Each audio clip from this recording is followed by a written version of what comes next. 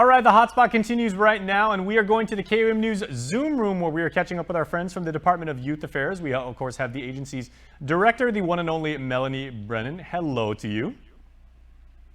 Hello, Hafide Jason. Thank you so much for always, giving us this opportunity to give you updates on the Department of Youth Affairs. Of course. I'm We heard especially Melanie wanted to come on. We're like, all right, clear the Zoom. Melanie's coming on. You've got your own parking space at KUM. You know that by now. Thank you. We're always trying to leverage our community resources to provide more opportunities for our at-risk youth population that we serve. They really are faced with, many more challenges than youth out in the community. And so it was just like a stroke of good fortune that Alyssa Maatnyal from the Bay Area reached out to me on August 6th, saying that she was going to be on Guam. And she actually works for a nonprofit organization called The Beat Within. And they're a publication of writing and art from inside, and they provide kids with, or youth in residential facilities, incarcerated youth, with opportunities to write and give voice to some of their life experiences. And so she's agreed to meet with us, and she's on now, and I'd like everyone to meet Alyssa Maatnyal. Well, half a day, Alyssa, and thank you for being with us. Thank you.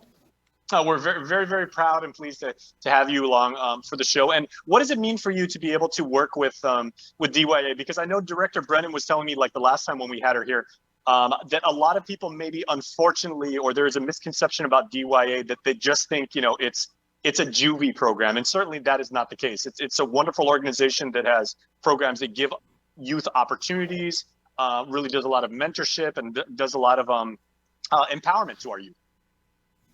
Yes, so this actually means everything to me, to be able to tie my life's work, my passion, with my culture and my motherland. This is everything. So unfortunately, the views on youth at-risk population can seem very unfortunate or underserved. However, our kids are our next leaders. They're the next teachers of the generation. So departments like these and programs like these are essential to successful youth development and making them successful adults in the future. So this is everything.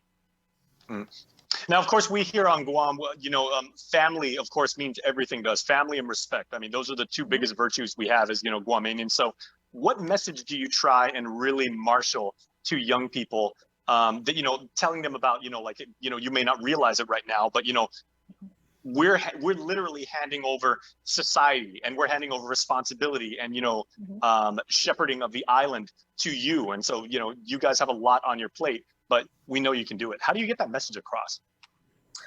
It all starts with the message of healing. In order to heal yourself and for you to thrive into the individual and the adult that you want to become, you have to take the responsibility of healing and learning about your ancestors, your parents, your grandparents, your generations before you, and setting your goals, putting your goals ahead of you and understanding that in order to reach these goals and all the dreams that you want to achieve as an adult, you have to kind of look backwards and also look within. So serving your family in order to heal the generations to become as well as yourself. And Madam Director, I know these are achievable goals that you've said many, many times here on the show that, you really want to drive home to like kids and, you can do this. You do have to put in the work, but, Guamanians have never been afraid of hard work. So, you can actually get this done. I really believe that we can get this done through collaboration.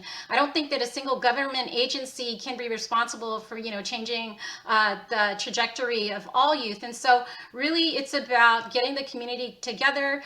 People like Alyssa's group, The Beat Within, she has offered to do a free writing workshop with our kids. And we're thinking about how can we sustain this? How can we give youth, especially at-risk youth, a voice? And this is one way where we're not only, advancing their literacy and giving them a chance to be more introspective, but also sharing. The Beat Within is a publication. I think, Alyssa, it's published and it reaches like several sites like DYA, I think over 100 sites in the US. And so this is huge for us, and we're super happy to have Alyssa here. Okay, maybe Alyssa, can you maybe just shine a little bit of light on the fact that that through the medium of writing, I mean, this is a wonderful avenue for young people. And, as the director said, they may be possibly at risk, but, this is a way that you can express yourself, that you can communicate, what you're feeling inside that you may not know how by traditional means, to get that across. And you can really find catharsis in yourself by really expressing yourself that way. Yes. So our big mission with the Beat Within is, of course, to provide children a platform to write whatever they want to write about. We provide topics for them to spark inspiration, but at the end of the day, the whole point of the workshop is to focus on that one child and allow them the freedom to think for themselves without influence from the outside, and allow them to express themselves in any way that they are able to express themselves, whether it's writing an essay, writing 2 sentences, maybe drawing, creating some art. Just giving them that opportunity and that platform and that undivided attention to express themselves is sometimes more powerful than the actual writing themselves. Just holding that space for them to do that. How you said it may take only like a couple sentences, because like a lot of people think, okay, well, if I'm going to be a writer, I basically have to churn out, like the Old Testament and, like hundreds and hundreds of pages about what I'm feeling inside, and you'll come up with something profound. But I mean, look at haiku. Haiku is like 575, and that's some of the most profound writing that's ever been done. Right. Absolutely. And with writing, Alyssa, there's so many different, forms. I mean, there's, again, there's short form, there's poetry. You can write musical lyrics, or, you can do freestyle rap and things like that. So maybe talk about like that range, and, like writing has so many different ways that you can really communicate, again, like what you're feeling inside. Yeah. So a lot of my kids in my workshops, sometimes I'll get essays, sometimes I'll get spoken word poetry, sometimes I'll get full on like rap performances that I'm like, oh, okay, well that works too. That's awesome. It's really, it gives them that platform to express themselves any way they want. And it really allows them to tap into their creativity. So whatever form, and sometimes we don't get kids to write for months, but then on that 10th month, they write a whole paragraph or a whole essay on what they've learned over the couple of months. So however we do it, it's to cater to that child. And what does the feedback tend to be for young people who go through that creative process? And, like when they have something, they put pen to paper, or they, they type something, whether they're just journaling even, when they're able to actually like tap into themselves and, that creative side and let it out. What did they tell you about what the process meant to them? It's changed their life. Only because when they are in their natural family habitat, or they're doing whatever they're doing in the community, whether it's bad or good, they don't have that time, that sacred space to be able to put those thoughts on paper. So when they go to their rooms at night, or their cells, whatever they go to at night, they're able to release everything that they felt throughout that day and leave it on paper. And that's what I tell them. Put it on the paper. Once you put it on the paper, then it's no longer yours to hold anymore. No more pain you have to hold, no more guilt. And that practice that they have picked up because of the writing workshops has really helped them get through some of their most, unfortunate situations, which a lot of them experience every day. And Mel, you've actually told me, like over the last few months when I've interacted with you, that you said fostering maybe more creative outlets is something that you at DYA, you guys were entertaining, and now you're trying to incorporate into your programs. And because your staff is learning as much as the young people are producing, as as the programs are structured to teach them. So what does this mean to you as far as the feedback and the continual improvement that you guys are seeing? I think for us, we're just super excited because it's just another outlet that we could add to our whole repertoire, our arsenal of outlets for our youth to express themselves. When Alyssa reached out to me, she shared the publication, the most recent publication, and I told her, wow, these topics, just resonate. Will resonate with our kids, and these outlets will give them an opportunity to talk about things that they might not ordinarily want to talk about with an adult or with our staff. But we can glean what we need, what we can ask through these workshops. What do you need from us? How can we help you? Alyssa had like a whole host of topics. One was that I read, and what I was particularly, I liked was, what my dad taught me. And just reading that really gave us an idea of like how many fathers are really involved with their children that are here. And there's just she has a whole host of topics that I know will offer our kids another outlet for them to express themselves, right? To be a little more introspective and maybe to even share. And through that writing, it can be another catalyst for change, for growth, for their own transformation. So we're super excited to have Alyssa here. And again, I keep hinting that we want to sustain this, and hopefully we can have the beat within Guam, like other opportunities and other nonprofits. So this is a huge step. And again, it's another investment in the well-being of our kids. I really, really love how you use that word transformation, because I think that's, that's perfectly encapsulated, like what it is. I mean, you're really evolving, a young person in very, very positive ways.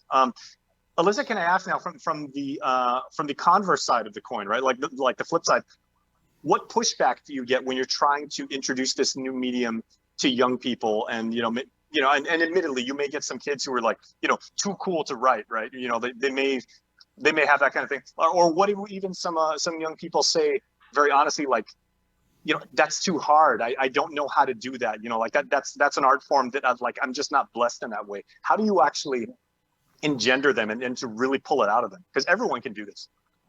Yes. So a lot of the feedback I get is a simple one. It's, I don't write, not a writer, don't like it. Yep. And then the other side is exactly what you said. It's, I don't know how to write.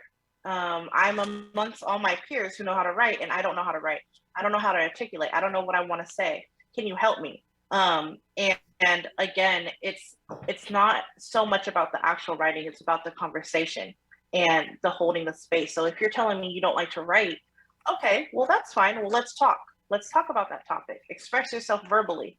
And then I'm pretty sure in a couple of months, you'll be able to learn how to write these things down. And for those young children who are like, I don't know how to write, I don't know how to spell, that's perfectly fine too. Talk to me. Let's talk about it.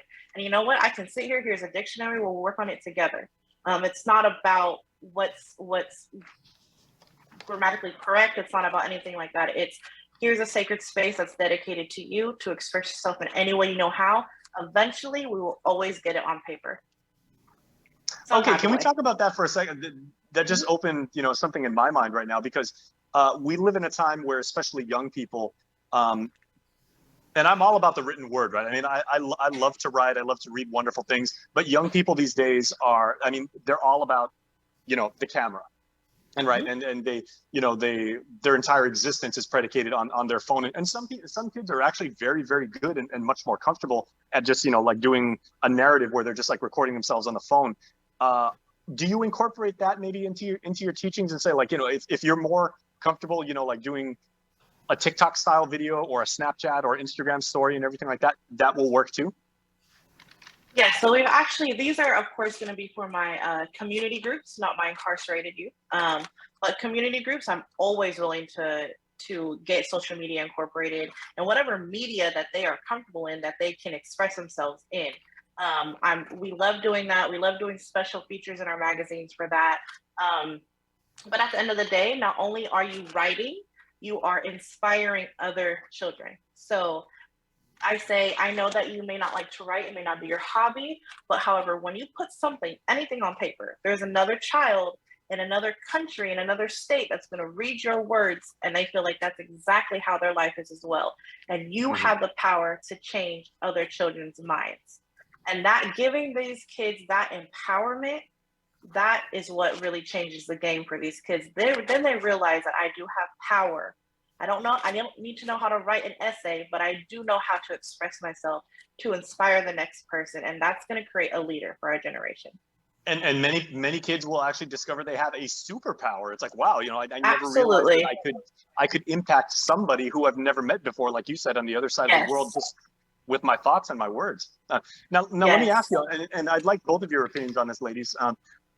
When it comes to presentation, right? Obviously, that's a very subjective thing. What the thoughts that these young people are intimating are very, very, very personal, and sometimes not everyone may be willing to share, and that's totally cool. But do you actually encourage if someone has put something down like on paper to share like with the group, or to read it like aloud or in a semi-public forum? I think Yes, you're so like, part of no, go ahead, Alyssa, go ahead.